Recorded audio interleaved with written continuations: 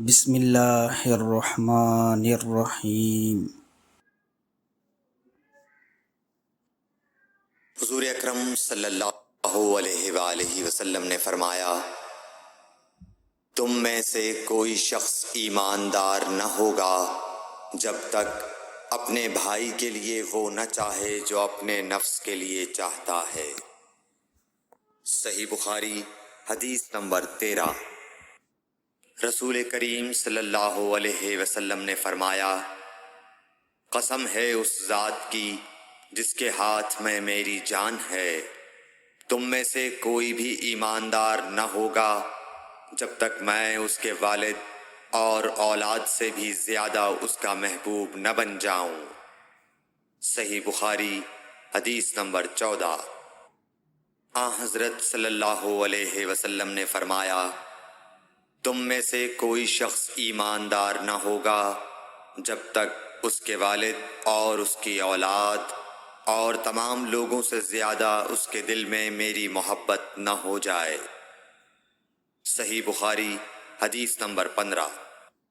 نبی کریم صلی اللہ علیہ وآلہ وسلم نے فرمایا، 3 خصلتیں ایسی ہیں کہ جس میں یہ پیدا ہو جائیں اس نے ایمان کی مٹھاس کو پا لیا۔ اول یہ کہ اللہ اور اس کا رسول اس کے نزدیک سب سے زیادہ محبوب بن جائیں۔ دوسرے یہ کہ وہ کسی انسان سے محض اللہ کی رضا کے لیے محبت رکھے۔ تیسرے یہ کہ وہ کفر میں واپس لوٹنے کو ایسا برا جانے جیسا کہ آگ میں ڈالے جانے کو برا جانتا ہے۔ صحیح بخاری حدیث نمبر 16۔ حضور اکرم صلی اللہ علیہ وآلہ وسلم نے فرمایا، انصار سے محبت رکھنا ایمان کی نشانی ہے اور انصار سے کینہ رکھنا نفاق کی نشانی ہے۔ صحیح بخاری حدیث نمبر 17۔ رسول اللہ صلی اللہ علیہ وسلم نے اس وقت جب آپ کے گرد صحابہ کی ایک جماعت بیٹھی ہوئی تھی فرمایا کہ مجھ سے بیعت کرو اس بات پر کہ اللہ کے ساتھ کسی کو شریک نہ کرو گے، چوری نہ کرو گے، زنا نہ کرو گے، اپنی اولاد کو قتل نہ کرو گے اور ناعمدن کسی پر کوئی ناحق بہتان باندھو گے، اور کسی بھی اچھی بات میں اللہ کی نافرمانی نہ کرو گے۔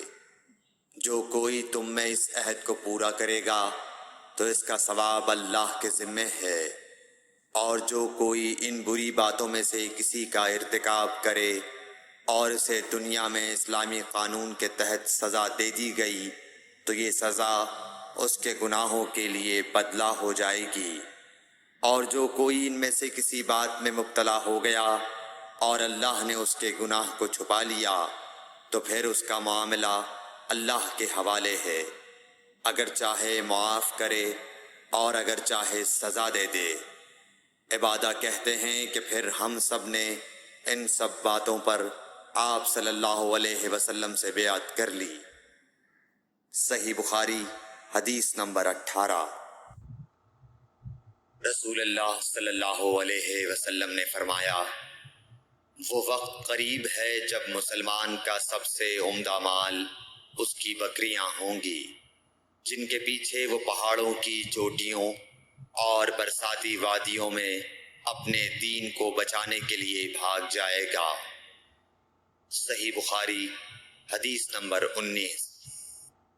رسول اللہ صلی اللہ علیہ وسلم کسی کام کا حکم دیتے تو ایسا ہی کام ہوتا جس کے کرنے کی لوگوں میں طاقت ہوتی۔ اس پر صحابہ کرام نے عرض کیا کہ یا رسول اللہ، ہم لوگ تو آپ جیسے نہیں ہیں، آپ تو معصوم ہیں اور آپ کی اللہ پاک نے اگلی پچھلی سب لغزشیں معاف فرما دی ہیں، اس لیے ہمیں اپنے سے کچھ زیادہ عبادت کرنے کا حکم فرمائیے۔ یہ سن کر آپ ناراض ہوئے، حتیٰ کہ خفگی آپ کے چہرہ مبارک سے ظاہر ہونے لگی۔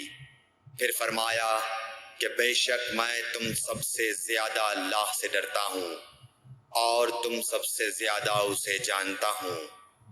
بس تم مجھ سے بڑھ کر عبادت نہیں کر سکتے۔ صحیح بخاری حدیث نمبر 20۔